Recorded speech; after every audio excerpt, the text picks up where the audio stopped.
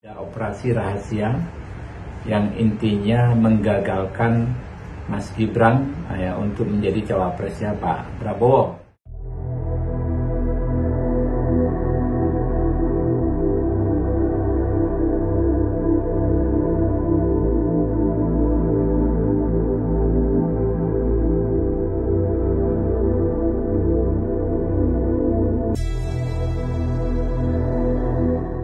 Saya memang mendapat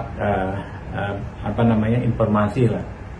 Ada teman-teman yang mengingatkan sepertinya ada operasi rahasia yang intinya menggagalkan Mas Gibran untuk menjadi cawapresnya Pak Prabowo, dengan melibatkan berbagai elemen masyarakat.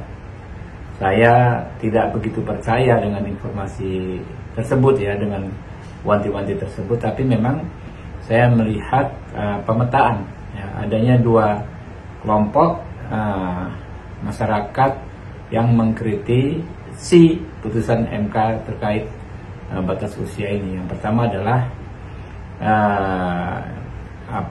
akademisi idealis, aktivis idealis yang memang selalu men-challenge apapun produk yang disebut bersumber dari kekuasaan. Misalnya waktu KUHP kemarin yang dibahas, mereka men-challenge KUHP, menganggap KUHP buruk karena mengandung beberapa pasal yang kontroversi. Tetapi setelah dijelaskan bahwa secara umum banyak nilai-nilai dasar yang baik di KUHP yang baru menggantikan KUHP kolonial, mereka bisa menerima. Yang kedua adalah kelompok yang menurut saya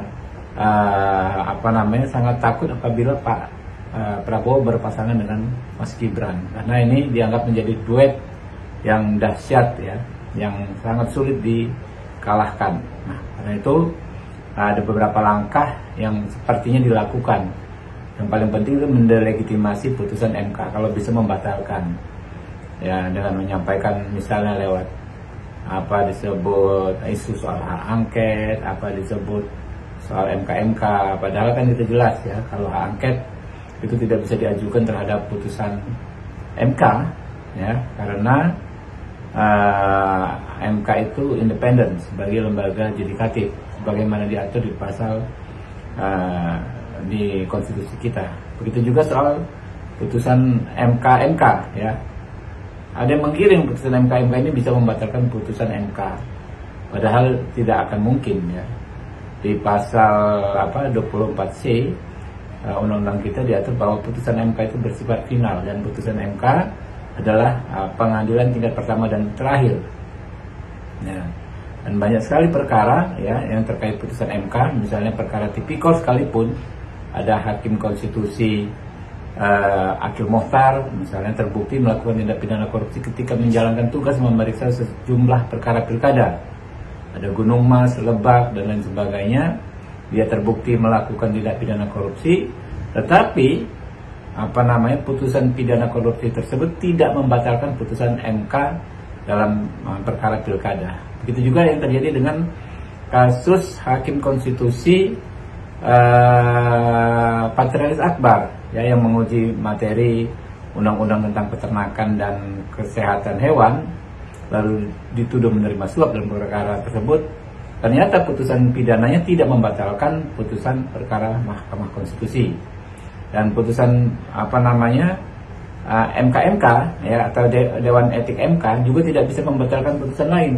Contoh dalam kasus Hakim Konstitusi Arif Hidayat, beliau diputus bersalah melakukan pertemuan dengan sejumlah anggota DPR dalam konteks fit and proper untuk maju kembali sebagai anggota sebagai hakim konstitusi.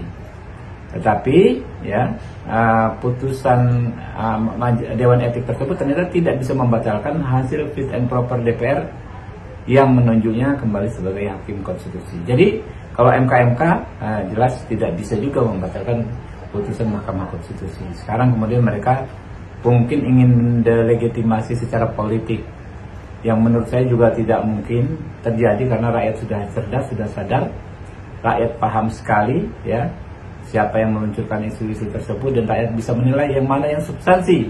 Bahwa secara substansi putusan MK tersebut memberikan hak kepada anak muda untuk bisa berpartisipasi dalam kontestasi kepemiluan yang sangat bergengsi, yaitu pemilihan umum presiden dan wakil presiden.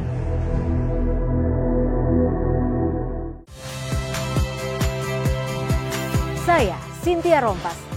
Saksikan program-program Kompas TV melalui siaran digital, pay TV, dan media streaming lainnya. Kompas TV, independen, terpercaya.